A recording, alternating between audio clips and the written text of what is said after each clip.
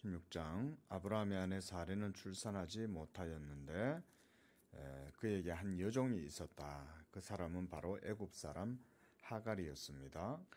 자, 사라가 아브라함에게 말합니다.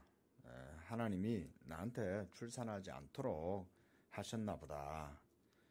그러니까 당신은 아들을 낳아야 되니까, 그러니까 이제 후사가 있어야 되는데 롯은 떠나가지고 소돔을 가버리고 집에 있는 엘리에셀을 후사로 해도 하나님은 이제 엘리에셀이 아니다, 또 이렇게 얘기를 하니까 이제 사라가, 사례죠, 그때는 이 사례가 일어나가지고 이제 내 여종에게로 들어가서 그와 동침해서 자녀를 낳아라, 이렇게 해가지고 이제 또 아브라함이 또 그 사례의 말을 따라서 합니다. 그러니까 이게 지금 이제 아직 믿음이 온전하지 못한 거죠. 사례도 하나님이 말씀하셨으면 믿으면 되는데 기다리다 보니까 안 되는 거죠. 3절 하반절에 보면 아브라함이 가나안 땅에 거주한 지 10년 후였다 그랬지 않습니까? 그러니까 10년 동안 이제 기다린 거죠. 10년 동안 기다려도 자손에 대해서 전혀 감이 안 오니까 이제 이렇게 한 것 같습니다. 인내를 못한 거죠. 하나님의 말씀을 오래 믿고 기다리고 이렇게 하기가 쉽지 않은 거죠. 4절에 그렇게 해서 하갈과 이제 동침함으로 하갈이 이스마엘을 이제 임신을 하게 됩니다. 그리고 또 이 하갈도 자기가 주인의 아이를 이제 가지니까 그때부터 이제 이 여인의 투기가 이제 시작이 된 거죠. 그렇게 해갖고는 사라를 이제 아마 이렇게 멸시하고 무시하고 이제 그랬겠죠. 자기가 이제 주인의 아이를 가졌으니까. 그러니까 이제 사라가 이제 5절에 아브라함한테 막 얘기를 하는 거예요. 내가 받는 모욕은 당신이 받아야 옳다. 내가 나의 여종을 당신 품에 두었는데 그녀가 자기의 임신함을 알고 나를 멸시한다, 이러면서 막 투기를 또 하는 거죠, 서로. 그때 아브라함이 또 그래도 또 말합니다. 당신의 여종은 당신의 수중에 있으니 당신의 눈에 좋은 대로 해라. 그 사라가 그때 또 하갈을 막 학대를 하는 거죠. 이 사라도 보통이 아닌 거예요, 사례도.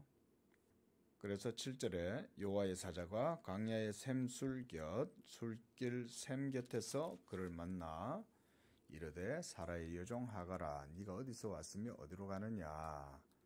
그가 이르되 나는 내 여주인 사례를 피하여 도망하나이다. 그때 여호와의 사자가 그녀에게 말합니다. 네 여주인에게로 돌아가서 그의 수하에 복종해라. 그리고 네 씨가 크게 번성하고 그 수가 많아 셀 수 없게 할 것이다. 그래서 또 11절에 이스마엘이라는 이름도 직접 여호와의 천사가 이제 정하라고 이렇게 알려주죠. 그래서 이스마엘이라는 이름이 붙게 된 겁니다. 그리고 12절에 그가 사람 중에 들나귀 같이 되리니 그의 손이 모든 사람을 치겠고 모든 사람의 손이 그를 칠 것이며 그가 모든 형제와 대항해서 살리라 하니라. 이렇게 하면서 이스마엘 족속들이 자라나면서 이제 세력을 형성하다 보니까 계속해서 이후에 이제 이스라엘하고도 많은 충돌이 일어나기도 하고 그렇게 하는 겁니다. 그래서 15절에 하갈이 아브라함의 아들을 낳음에 아브라함이 하갈이 낳은 그 아들을 이름하여 이스마엘이라 하였다. 이렇게 해서 이스마엘이 86세 때 태어납니다. 그러면 이삭이 아브라함 100세 때 태어났으니까 이스마엘하고 나이 차이가 한 14세 이 정도 되는 거죠. 자, 17장 아브라함이 99세 때 여호와께서 아브라함에게 나타나서 그에게 이르시되 나는 전능한 하나님이다. 여기서 하나님께서 자신을 전능한 하나님이라 이렇게 말씀하고 있는 것은 하나님은 모든 일들을 뜻하시고 계획하신 바를 다 행할 수 있다 이런 의미지 않습니까? 전능하다는 얘기는. 그 말을 왜 하시냐면 이제 이삭을 통해서 불가능한 상태에서 약속의 자녀 이삭을 태어나게 하고 그리고 그 이삭을 통해 가지고 하나님께서 큰 일을 이루시겠다는 거죠. 그렇게 해서 이삭의 후손들이 번성하게 되는 것, 이 모든 것들이 다 하나님의 전능하심으로 이루어진다는 거잖아요. 지금 여기서 하나님이 자신을 전능한 하나님으로 이렇게 말씀하시는 것은 저는 그런 의미가 있다고 생각을 합니다. 그래서 2절을 보십시오. 내가 여기서도 말씀하죠. 내 언약을 나와 너 사이에 두겠다. 이렇게 말씀을 하잖아요. 저는 그래서 이거를 그렇게 해석을 하려고 그러는 거예요. 여호와께서 제2위이신 그리스도시고 그래서 영원 전부터 하나님 아버지께 받은 바 그 계명의 말씀 이것을 저는 제2위이신 여호와 예수께서 아버지께로 받은 말씀을 내 언약이다 라고 이렇게 표현한 것이다. 저는 이렇게 이제 그걸 해석을 하는 거예요. 왜냐하면 앞서에서 제가 글도 정리해서 드렸지만 우리가 요즘 요한복음 17장에 보지 않습니까? 요한복음 17장에 보면 예수님께서 아버지께서 내게 주신 말씀을 나도 그들에게 주었사오며 그들은 이 말씀을 받고 내가 아버지께로부터 온 줄로 알았사옵나이다. 이런 말씀들을 하지 않습니까? 그때 예수님이 아버지께 받은 그 말씀이 무엇냐 이거죠. 아버지께 받은 말씀이란 바로 내 언약이라고 말씀하신 그 언약, 아버지께서 아들에게 주신 언약, 그것이라고 할 수가 있죠.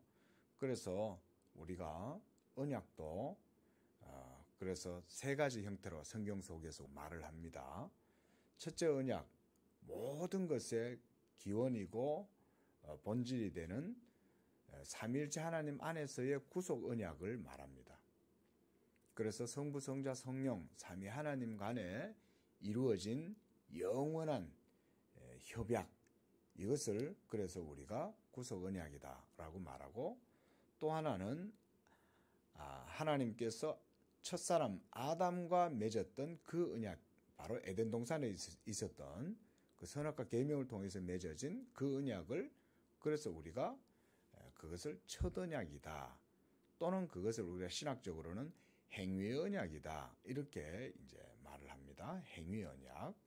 그러니까 그 선악과 계명의 말씀을 지키고 그래서 그것을 하나님의 말씀대로 안 먹고 생명나무 실과를 먹고 그렇게 해서 믿음으로 그것을 선택하고 결정했으면 그것이 바로 이제 아담에게 영생으로 주어지잖아요.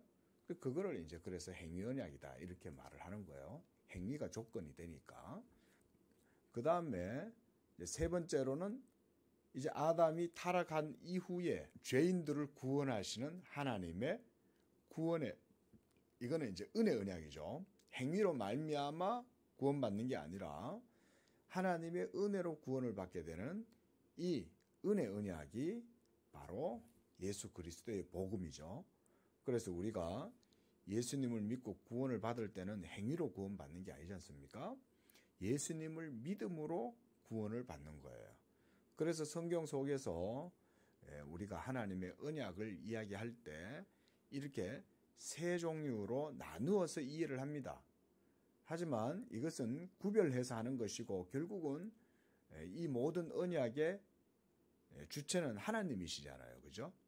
하나님이 이 언약을 행하시는 거고 언약을 설립하시는 것도 하나님이시고 그 다음에 그 언약을 행하시고 이루시는 분도 하나님이시고 우리가 이렇게 이제 성경 속에 있는 언약을 봅니다. 그래서 내 언약이 너와 함께 있으니 내 언약을 나와 너 사이에 두어서 이런 표현을 2절 그 다음에 4절에서도 그 표현 쓰죠. 그 다음에 7절에서도 그 표현이 있죠. 그렇죠? 내가 내 언약을 나와 너 네 대대 후손 사이에 세워서 영원한 언약을 삼고 이렇게 말씀을 하죠. 그 다음 9절에서도 또 그 표현이 있죠. 너는 내 언약을 지키고 그 내 말을 지켜라 이렇게 이제 하면은 이런 경우에는 뭐 쉽게 이해가 되겠는데 내가 너와 언약을 맺을 것이다 이렇게 말하면 되는데 그렇죠? 내가 너와 언약을 맺으면 언약을 맺도록 하겠다 이러면 이게 이제 쉽게 이해가 되지만 내가 내 언약을 나와 너 사이에 두겠다 이런 표현을 쓰지 않습니까? 이렇게 해서 또 그 뒤에도 그런 표현이 나옵니다. 19절에도 보면 내가 그와 내 언약을 세우리니 이러잖아요. 이거는 이제 이삭과 관련된 내용이지 않습니까? 왜냐하면 이제 이삭이 태어나게 되면 내가 그에게도 내 언약을 두고 언약을 맺겠다. 그렇게 계속해서 이 언약에 대한 말씀을 하고 있습니다. 자, 저는 그래서 이거를 그렇게 연결을 좀 시켜서 성경을 해석을 하는 거예요. 그래서 예수님이 하나님 아버지께 받은 바 그 계명의 말씀을 그게 이제 근거가 요한복음에도 있는 거죠. 아버지께서 내게 주신 말씀을 나도 그들에게 주었다 그랬지 않습니까? 그들에게 주었다고 할 때 그 말씀이 바로 아버지께서 아들에게 주신 말씀. 그러니까 아들 입장에서는 아버지가 아들에게 주셨기 때문에 그것을 아버지께서 내게 주신 말씀, 바로 그것을 내 언약이다 이렇게 표현했다는 거죠. 이해되시죠? 그리고 그 언약의 말씀을 이제는 우리에게도 주었다는 거예요. 그래서 언약의 본질은 예수님이고 우리는 예수님의 아버지와의 그 언약에 우리는 부름을 받고 동참을 하게 된 거죠. 굳이 표현을 하자면 그렇게 되는 거죠. 자, 그것은 또 나중에 좀 더 보고요. 자, 이렇게 해서 이 언약을 하나님께서 삼으시겠다 하면서 7절에 중요한 표현입니다. 이게 이제 창세기 여기서부터 해가지고 요한계시록에까지 계속 나옵니다. 이 표현이. 그게 바로 이거죠. 내가 내 언약을 나와 너 및 네 대대 후손 사이에 세워서 영원한 언약을 삼고 너와 내 후손의 하나님이 되리라 이거잖아요. 그들은 내 백성이 되고 나는 그들의 하나님이 되리라. 이것이 요한계시록 마지막까지 다 나오는 거예요. 그래서 마지막에 성취도 이 말씀이 이루어지죠. 그러니까 아브라함의 언약이 요한계시록까지 다 연결되어 있다고 이렇게 우리가 볼 수 있는 거죠.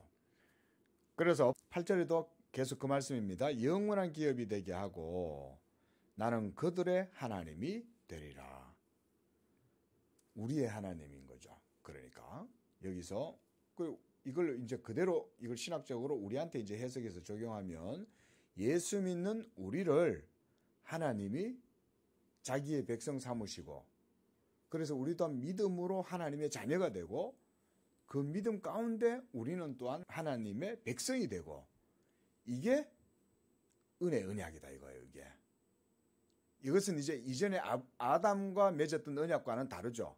아담과의 맺은 언약은 이런 방법이 아니라 하나님이 이 선악과 계명을 지키면 네가 영생을 얻게 된다 이 얘기인데 이제 영생은 예수 그리스도로 말미암아 주어지니까 그리스도 예수를 믿음으로 우리가 하나님의 백성이 되고 하나님은 믿는 자의 하나님이 되어 주시는 것.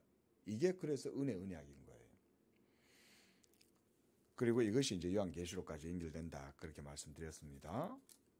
자, 그래서 9절에 그런즉 너는 내 언약을 지키고 네 후손도 대대로 나의 언약을 지키도록 해라.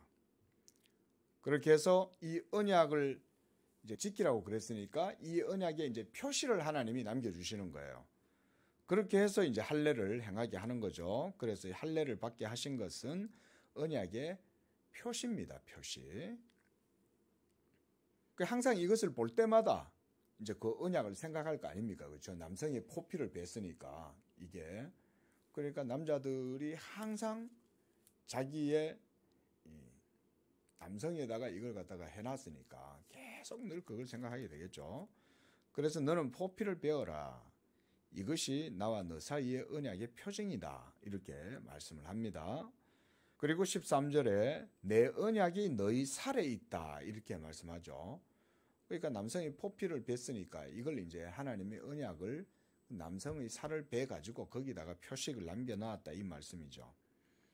자, 그리고 14절에 이 할례의 언약, 할례의 계명을 주십니다. 그래서 할례를 받지 아니한 남자 곧 포피를 베지 아니한 자는 백성 중에서 끊어지리니 그가 내 언약을 배반하였음이니라.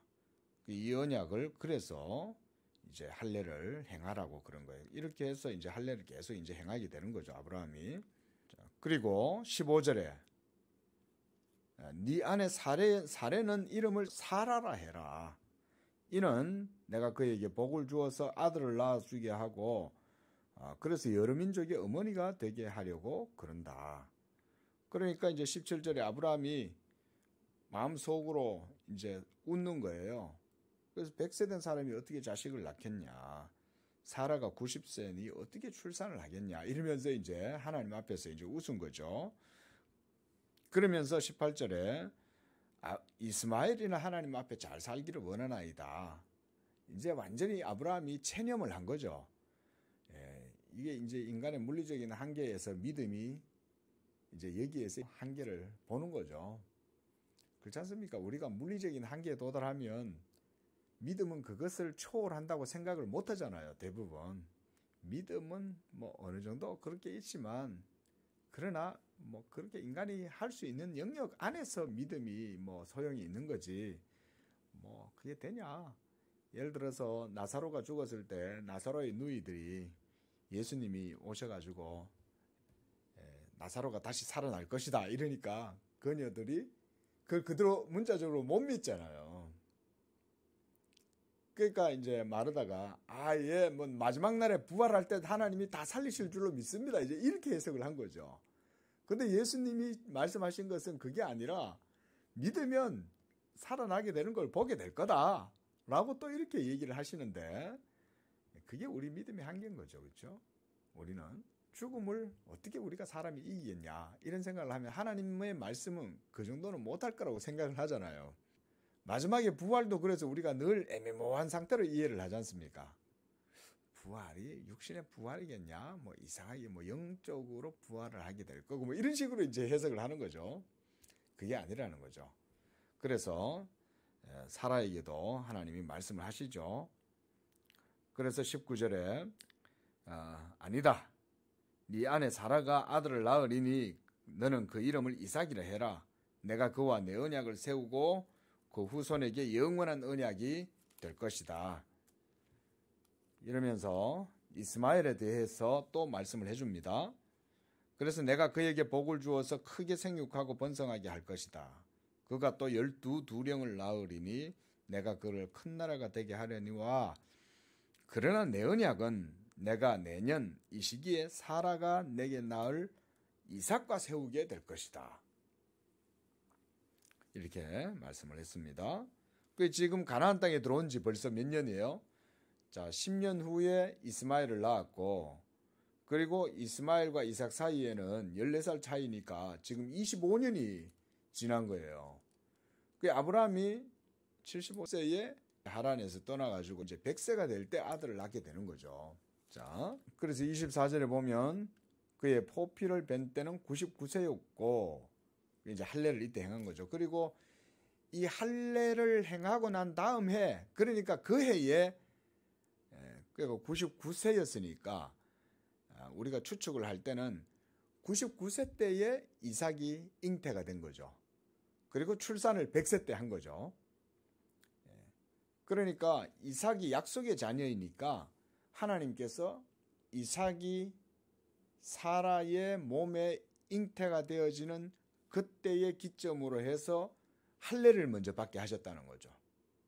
할례를 받게 했다는 것은 여기서 그런 영적인 의미를 가지는 거죠. 그러니까 99세 때에 할례를 받고 할례를 행한 다음에서야 하나님의 약속이 비준이 돼가지고 실현이 된 거죠. 이스라엘 백성들이 여리고성에 들어가기 전에 할례를 행합니다.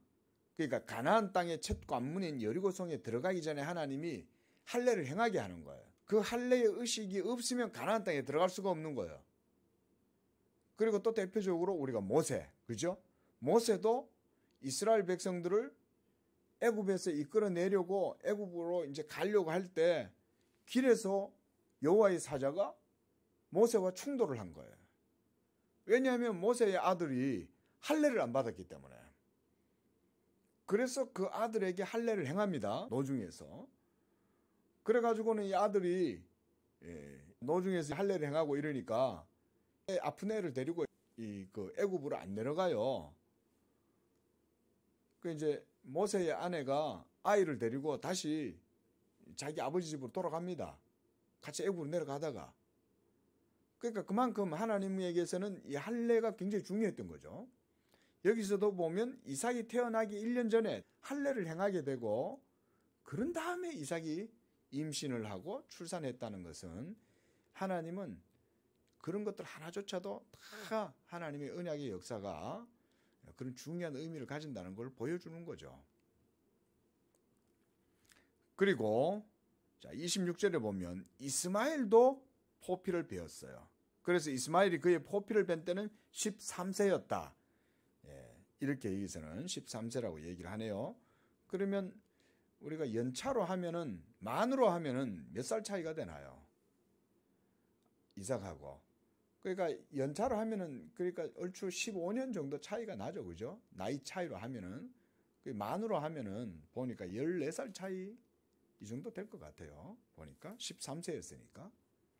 그리고 13세 때 받고 14세 때 태어난 거죠. 그러니까 이삭이 그렇게 되겠죠. 그러니까 14년 차이가 많네요. 자, 18절에 여기서 아브라함이 누구를 만나냐?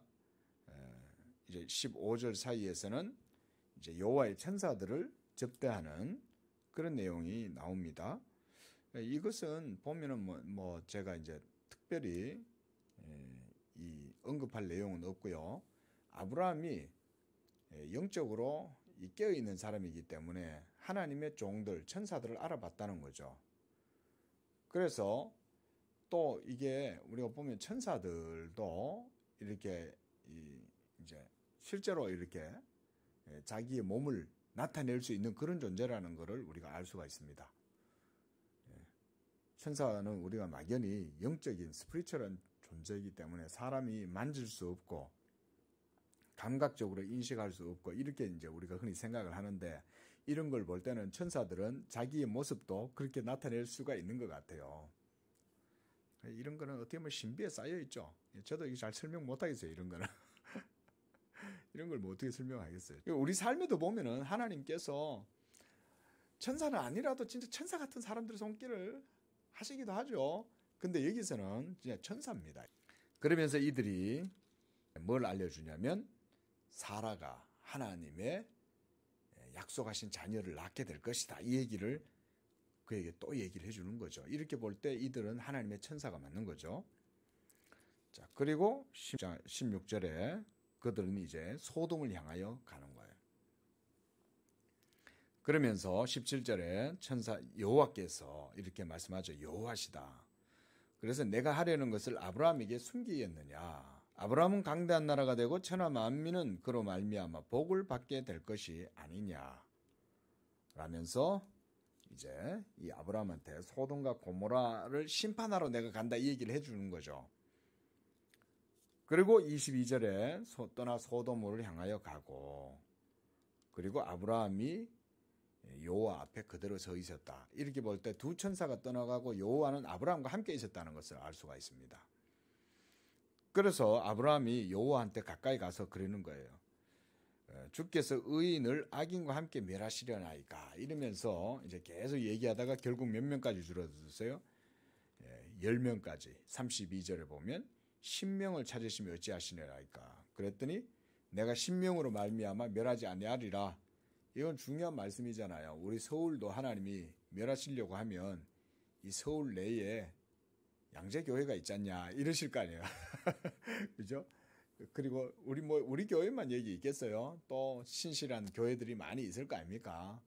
그런 교회들이 있으니까 하나님이 이 도성을 보살펴 주시고 지켜주신다고도 볼 수가 있는 거죠. 자, 이렇게 해서 여호와께서는 아브라함과 말씀을 마치고 떠나시고 아브라함도 자기 곳으로 돌아갔다 그랬습니다. 기도하겠습니다. 자비하신 하나님 아버지, 이와 같이 하나님께서 자기의 언약을 아브라함과 이제 맺으시고 그 언약 백성을 주께서 생겨나게 하실 때에 전능하신 하나님의 능력으로 모든 일들을 이루신다고 말씀했습니다.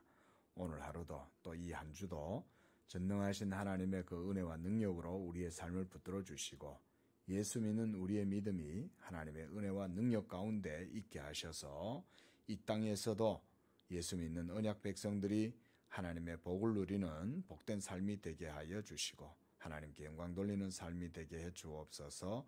예수님의 이름으로 기도합니다. 아멘.